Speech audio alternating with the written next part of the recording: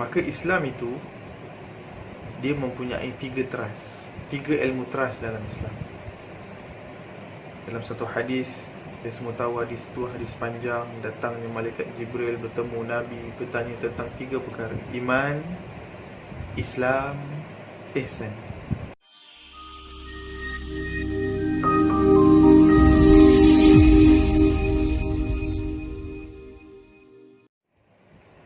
Assalamualaikum warahmatullahi wabarakatuh.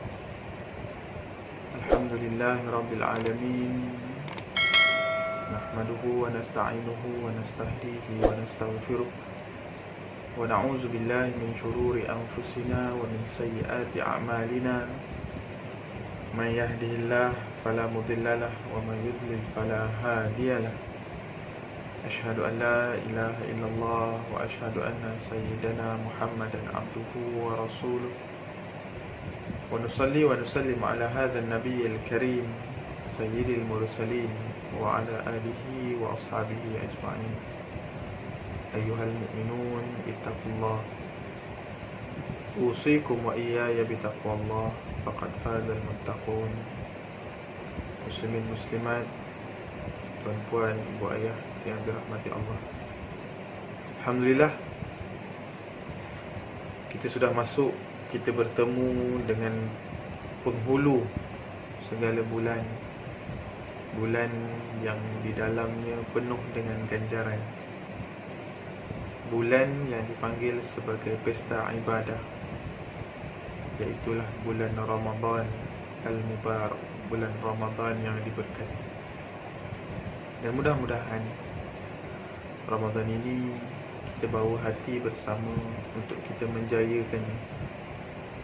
Mudah-mudahan Ramadan ini satu madrasah yang akan menjadikan kita hamba dan kita keluar daripadanya bersama dengan segulung ijazah bernama taqwa. Pagi ini saya nak kongsikan tentang satu tajuk yang diberikan pada saya. Tajuk berkaitan dengan fiqhul muamalat, fiqh muamalat. Muslimin muslimat, ibu ayah yang dirahmati Allah, agama Islam adalah cara hidup yang benar. Firman Allah Subhanahu wa taala, A'udzu billahi minasyaitonir rajim. Inna ad-dina 'indallahi al-Islam. Sesungguhnya cara hidup yang diterima, yang hak, yang benar di sisi Allah adalah Islam.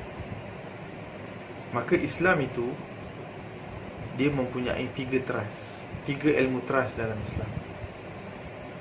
Dalam satu hadis, kita semua tahu hadis itu hadis panjang, datangnya malaikat Jibril bertemu Nabi, bertanya tentang tiga perkara: iman, Islam, ihsan. Apa itu iman? Nabi terangkan kepada malaikat Jibril alaihissalam. Nabi SAW beritahu kepada malaikat Jibril alaihissalam tentang iman: percaya kepada Allah, percaya kepada malaikat, percaya kepada Rasul, kitab dan seterusnya. 6 rukun iman. Kemudian Nabi ditanya tentang apa itu Islam, ma huwal Islam. Nabi beritahu mengucap kalimah syahadah, solat, puasa, zakat, naik haji dan seterusnya. Kemudian ditanya oleh Jibril, ma huwal ihsan. Nabi SAW menjawab, apa itu ihsan? An ta'budallah ka'annaka tarahu, fa in lam takun tarahu ka'annahu yarak. Maka Imam Al-Ghazali rahimahullahu ta'ala dalam kitab Minhajul Abidin, Imam Al-Ghazali menerangkan tentang 7 aqabah, 7 liku, 7 gunung, 7 lembah, 7 halangan yang perlu dilalui untuk seseorang itu menjadi hamba yang beribadah kepada Allah. Dan daripada 7 aqabah itu, 7 gunung itu, gunung pertama, kata Al-Imam Al-Ghazali rahimahullahu ta'ala, Gunung Aqabah ataupun Aqabah pertama itu, di atasnya ada tiga cabang daripada gunung pertama. Gunung pertama dipanggil Al-Aqabatul Ilm, gunung ilmu. Dan tiga cabang itu ialah Tauhid, Fiqh, Tasawuf. Kalau hari ni kita nak bagi satu contoh, katalah kita tinggal di Kuala Lumpur, kita nak pergi ke Johor Bahru. Kita ambil highway daripada Kuala Lumpur, kita ambil highway Pantai Timur. Kita lalu dekat UIA Gombak tu, Karak, kita menghala ke Kuantan. Adakah kita boleh sampai ke Johor Bahru? Tak sampai. Kita sampai nanti, kita naik LPT 2, lalu sampai Gua Musang. Johor Bahru kat bawah. Kita takkan jumpa destinasi yang kita tuju. Maka dalam hidup, benda yang paling penting adalah destinasi kita itu destinasi yang betul. Itu yang kita minta setiap hari. Setiap kali solat, kita baca surah Al-Fatihah. Dalam surah Al-Fatihah itu kita baca Ihdinas siratal mustaqim, Ihdinas siratal mustaqim. Kenapa kalimah itu, ayat itu diulang berkali-kali? Kerana dia sangat penting. Untuk berada di atas jalan kebenaran, ramai orang boleh mendabik dada. Orang Syiah kata, kami betul, kami hak. Orang yang tidak berada di atas jalan kebenaran, dia yakin dia berada di atas jalan kebenaran. Kebenaran itu, dia tidak ada dua, tidak ada tiga, tidak ada banyak. Dia hanya ada satu. Dan kebenaran yang satu itu yang kita nak cari. Dan kebenaran yang satu itu, dia datang daripada Allah. Firman Allah, a'udzubillahi minasyaitanir rajim, al-haqqu min rabbik fala takunanna minal mumtarin. Yang hak, yang benar itu daripada Allah, maka janganlah kamu menjadi orang yang mumtarin, yang membangkang. Muslimin muslimat, ibu ayah yang dirahmati Allah, maka untuk berada di atas jalan kebenaran ini, kita tidak boleh meletakkan usaha itu atas kita. Maksudnya kita yang menentukan, tidak. Allah. Kita minta dengan Allah, ya Allah, tunjukkan aku jalan yang lurus, letakkan aku yang hina ini di atas jalan kebenaran. Sebab apa? Sebab kita hamba. Kita tak ada apa. Apa yang kita ada, semua Allah punya. Allah bagi, pinjam sementara. Maka apabila kita sudah berada di atas jalan yang betul, kita nak pergi Johor Bahru, kita masuk highway Seremban, menghala ke Johor Bahru daripada Kuala Lumpur, itu jalan. Dan di sepanjang jalan itu, maka adanya peraturan-peraturan yang perlu kita patuhi. Lampu merah, kalau traffic light, lampu merah kita berhenti, lampu hijau kita jalan. Kalau ada had kelajuan, sampai had laju yang ditetapkan, kita patuh. Itu semua adalah peraturan-peraturan yang diletakkan di sepanjang perjalanan daripada Kuala Lumpur ke Johor Bahru. Maka dalam hidup kita, setelah kita kenal pasti apakah tujuan, ke manakah kita nak pergi, kita nak kembali kepada Allah, kita nak jadi hamba yang soleh, yang taat perintah Allah, meninggalkan larangannya, kita dah tahu dah itu matlamat kita, itulah tujuan hidup kita, untuk mengabdikan diri kepada Allah. Perjalanan untuk bertemu dengan Allah itu ada peraturan-peraturan di sepanjang perjalanan. Maka dalam perjalanan itu patuhlah kepada peraturan. Jangan lampu merah kita langgar, dan lampu hijau kita tak jalan pula. Maka itulah syariat, itulah fiqh dalam hidup kita. Dan yang ketiga adalah tasawuf, yang melibatkan tentang hati. Kalau kita nak pergi ke Johor Bahru tadi, tamsilan yang saya nak bawa, kita sudah tahu destinasi kita mana, jalan yang kita ambil itu jalan yang betul. Segala peraturan-peraturan yang ada sepanjang perjalanan itu kita patuhi. Maka yang ketiga adalah adab, adalah berhemahnya pemandu itu sepanjang perjalanan. Dia tidaklah horn orang berhenti dekat lampu merah baru bila lampu hijau baru nak start jalan, dia horn daripada belakang. Benda itu tidak termasuk dalam peraturan jalan raya, tak ada pun. Dia bukan lampu merah, lampu hijau, bukan had kelajuan, bukan. Tapi dia bukan pemandu yang berhemah. Ada orang bawa kereta perlahan, dia potong laju, lepas tu dia keluarkan tangan buat isyarat lucah. Itu bukan pemandu yang berhemah. Maka individu yang sudah tahu ke mana arah tujuannya, ke Johor Bahru, jalan yang diambil juga jalan yang betul, kemudian segala peraturan di atas jalan itu dia patuhi, dia juga perlu melalui jalan itu secara berhemah. Itu tauhid, itu fiqh, itu tasawuf. Hidup kita, kita tahu jalan kita. Aku nak balik jumpa Allah. Itu matlamat kita. Kita semua tahu akan ayat firman Allah Subhanahu wa ta'ala yang para ustaz selalu baca. A'udzubillahi minasyaitanir rajim. Wa ma khalaqtul jinna wal insa illa liya'budun. Tidak aku jadikan jin dan manusia melainkan untuk beribadah kepada aku. Ibadah itu maksudnya ta'abbud, ubudiyah. Rasa kehambaan itu yang kena ada dalam diri. Dan bila kita sudah tahu, itulah matlamat, destinasi kita, perjalanan kita itu dipandu oleh syariat, fiqh. Dan perjalanan itu perlulah secara berhemah. Dalam perjalanan itu adanya sabar, adanya pemaaf, adanya penyayang. Dalam perjalanan itu jangan panas baran, jangan menengking, jangan mendendam, jangan berhasad dengki, jangan sombong, jangan riak. Cukup 3 itu. Saya selalu pesan pada anak murid saya, sebelum kamu nak belajar ilmu sains, kamu nak belajar matematik, kamu nak belajar bahasa Inggeris, kamu nak belajar perakaunan, 3 ilmu itu, 3 ilmu teras itu kamu perlu ada. Paling tidak yang secara umum. Apa dia? Tauhid, fiqh, tasawuf. Dalam tauhid kena belajar tentang sifat-sifat. Sifat wajib bagi Allah, sifat mustahil bagi Allah, sifat wajib bagi Rasul, sifat mustahil bagi Rasul, sifat harus bagi Allah, sifat harus bagi Rasul. Paling tidak itu belajar. Asas itu kena ada. Kemudian dalam fiqh ni sangat luas. Ibu ayah dan rahmati Allah, fiqh ni sangat luas.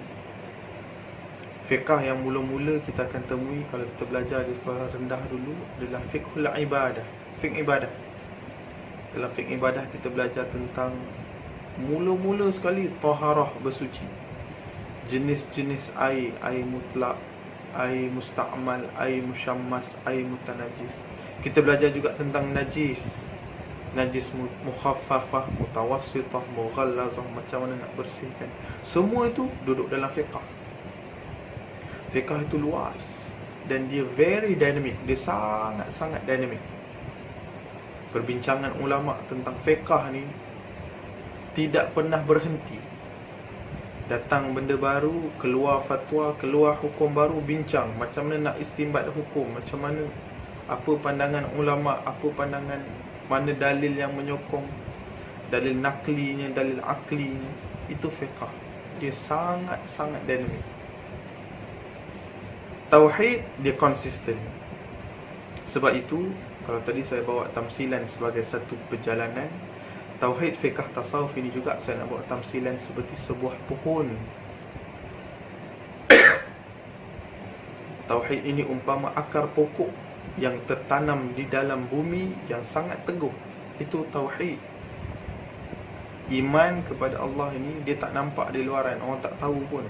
Solat orang boleh nampak, turun sujud, rokok dan sebagainya. Buat haji nampak orang tu pergi ke lapangan terbang, naik kapal terbang, tawaf, sa'i, nampak. Zahir perbuatan ibadah itu nampak. Iman, tauhid dia di dalam. Macam mana? Macam akar pokok, dia duduk dalam, tak nampak, duduk dalam bumi. Tetapi akar itu perlu kuat, perlu tegak, perlu teguh. Sebab apa? Sebab dia fundamental, asas. Maka sebab itulah tauhid itu datang dulu. Awwaluddin ma'rifatullah. Awal-awal agama mengenal Allah, kenal Allah dulu. Dan kalau kita baca sirah Nabi SAW, Nabi SAW ketika bawa Islam, Nabi bawa tauhid dulu. Nabi belum cerita lagi tentang pengharaman arak, tentang wanita Muslim beriman kena labuhkan tudung, tutup dadanya, kemudian macam mana urusan ekonominya, politiknya, itu nanti dulu. Nabi tanam iman dulu. Setelah ditanam iman, setelah Nabi berhijrah ke Madinah, di Madinah barulah dibangunkan ekonomi Islam, politik Islam, sistem sosial Islam, masyarakat Islam, pendidikan Islam. Di mana? Di Madinah. Di Mekah, Nabi tanam iman. Sebab itu fundamental. Setelah iman umpama akar pokok, kemudian datangnya fiqah. Fiqah itu umpama apa? Umpama sepohon pokok yang rendah, sebatang pohon dengan rantingnya, dengan dahannya, dengan daun-daunnya. Itu umpama fiqah. Cukup ibadat wajibnya, ibadat sunatnya, ditambah lagi dengan ibadah-ibadah yang mencantikkan. Solat sunat tarawih, solat sunat hajat, solat sunat tahajud. Itu tambah-tambahnya, daun-daun, ranting-ranting. Pohon yang tegap itu adalah 5 rukun Islam itu. Tetap, teguh akarnya, teguh pohon, batang pohonnya, rimbun daun-daunnya, maka mengharapkan lahirlah buah daripada pohon itu. Buah itulah yang dipanggil sebagai akhlak yang mulia. Jadi hari ini yang saya nak bawa adalah salah satu topik dalam fiqah. Ni belum masuk lagi ni. Baru mukaddimah. Jadi bila kita bincangkan tentang tauhid, fiqah, tasawuf, fiqah yang tengah-tengah tu yang saya nak bincang pada hari ini, pada kali ini. Fiqah itu sangat luas. Ada fiqhul ibadah, cerita tentang salat, cerita tentang wuduk, cerita tentang tayamum. Kemudian dalam fiqah itu juga ada fiqhul munakahat. Baru-baru ni kan ada apa? Satu benda yang dibincangkan meluas tentang nikah online. Dia termasuk dalam fiqhul munakahat. Apa hukum dia? Dalam fiqhul munakahat dibincangkan tentang nikah, talak, rujuk, khuluk, fasakh dan sebagainya. Segala undang-undang Islam tentang nikah cerai, tentang perkahwinan, tentang munakahat, duduk dalam fiqh munakahat. Dalam fiqh yang luas itu juga ada fiqhul jinayat yang membincangkan tentang hukuman-hukuman kepada mereka yang melanggar peraturan. Itu Islam. Orang baik diberikan kebebasan untuk hidup. Orang yang melanggar peraturan ada hukumannya, ada ta'zirnya, ada hududnya, ada qisasnya. Semua ini untuk apa? Untuk memastikan bahawa masyarakat Islam itu berjalan dengan sejahtera. Islam itu selamat, lagi menyelamatkan. Dalam fiqh yang luas itu juga ada satu topik yang besar yang dipanggil fiqhul muamalat. Fiqh muamalat. Fiqh muamalat ini kalau kita bincangkan, benda-benda yang paling asas adalah apakah benda yang tidak boleh dibuat berkaitan dengan jual beli Islam. Sebut fiqh muamalat, orang akan terbayang jual beli, al-bai'. Fiqh muamalat juga terkandung di dalamnya ijarah, sewa. Dalam fiqh muamalat juga boleh dibincangkan tentang topik ar-rahnu, pajak gadai. Dibincangkan juga tentang konsep ad-dain, hutang. Dibincangkan juga tentang konsep bay'us salam, jual beli tempahan, tempah barang, bayar dulu dapat kemudian. Dan benda ini dia berevolusi. Hari ini kita ada pasaran saham. Macam mana perspektif Islam tentang saham? Hari ini kita ada sukuk. Apa pandangan Islam tentang sukuk? Sukuk ini adalah kertas hutang. Jadi semua itu, ibu ayah yang dirahmati Allah, Islam bincang. Dan hari ini kalau kita pergi kepada situasi hari ini, datangnya elemen-elemen yang sangat-sangat baru. Contohnya wang alam maya ataupun dipanggil Bitcoin. Apa hukumnya? Kita bincang juga tentang jual beli online. Barang tu kita tak boleh pegang pun, boleh tengok je dekat skrin. Kita beli dekat Shopee contohnya. Dalam Islam, bila kita bayar, kita dapat barang. Ini tak, kita bayar 3, 4, 5, seminggu baru kita dapat barang. Adakah itu al-bai' atau adakah itu bai'us salam? Islam bincang benda. Islam ada undang-undang untuk memastikan segala perkara itu ada landasan syarak. Supaya apa? Tidak ada orang yang akan dizalim. Indahnya Islam. Muslimin muslimat ibayah yang dirahmati Allah. Maka dalam fiqhul muamalat, yang paling asas yang kita kena tahu adalah segala transaksi yang berkaitan dengan fiqhul muamalat. Fiqhul muamalat ni sebenarnya besar. Kita boleh bincang dalam tu sudut ekonomi. Macam hari ni time COVID-19 ni, kan PKP ni, macam mana keadaan ekonomi. Bincang dalam fiqh muamalat. Jadi bila bincang fiqh muamalat ni, yang paling asas saya nak kongsikan adalah tentang jual beli. Jual beli dan apakah perkara-perkara yang menjadi landasan supaya tidak boleh dibuat dalam fiqh muamalat. Yang pertama, dalam segala transaksi keuangan atau perniagaan atau jual beli itu, dia mesti bebas daripada 3 perkara: riba, gharar, maisir. Firman Allah Subhanahu wa taala dalam surah Al-Baqarah, A'udzubillahi minasyaitonirrajim, wa ahallallahu al-bai' wa harrama ar-riba. Sadaqallahul azim. Dan Allah menghalalkan jual beli dan Allah mengharamkan riba. Kenapa? Persoalannya, kenapakah kalimah al-bai' dan riba tu duduk sebelah-sebelah? Para ulama bincang ni. Kerana dua-duanya adalah lebih. Tapi lebih yang pertama halal, lebih yang kedua tak boleh, haram. Saya beli satu barang harga RM10, saya jual dengan harga RM15. Tu untung saya RM5. Lebih tak? Lebih. 10 jual 15, kan ada lebihan RM5. Yang kedua, kawan saya datang, dia kata nak pinjam duit. Saya bagi dia pinjam RM10. Saya kata nanti minggu depan bayar balik, bayar 15 ya. Minggu depan dia pun datang, dia bayar balik 15. Daripada pinjaman yang RM10 yang saya bagi pada dia, saya dapat lebihan RM5. Daripada barang yang saya beli harga RM10 tadi, saya jual, saya juga dapat lebihan. Saya beli 10, saya jual 15, saya dapat lebihan RM5. Dua-dua itu ada lebihan. Tetapi wa ahallallahu al-bai', tapi lebihan daripada jual beli halal, dihalalkan oleh Allah. Beli barang, ambil untung daripada jualan barang, tak ada masalah. Wa harrama ar-riba, tetapi riba yang mana untung lebihan itu diambil daripada lending, bagi pinjam, minta bunga, minta interest, maka itu haram. Muslimin muslimat dibayar dirahmati Allah, itu riba. Riba ni kalau kita bincang lanjut mungkin dalam pertemuan akan datang. Riba ni ada pembahagian dia. Riba nasi'ah, riba al-fadl, riba jahiliyah, macam-macam. Yang kedua, dalam fiqh muamalat mesti bebas daripada gharar, ketidakpastian. Ketidakpastian.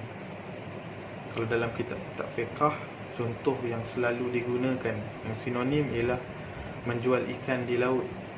Saya jual dengan awak ikan siakap 3 ekor, dia pun bayar duit kat kita. Lepas tu dia tanya, mana ikannya cik? Saya dah bayar ni. Kita kata, ikan adalah dalam laut tu, awak pergilah pancing ke, awak pergi jala ke, awak pergi tangkap. Saya nak balik ni, duit dah dapat. Tak boleh. Sebab apa? Sebab gharar. Kita tak boleh deliver, kita tak boleh bagi benda tu kat dia.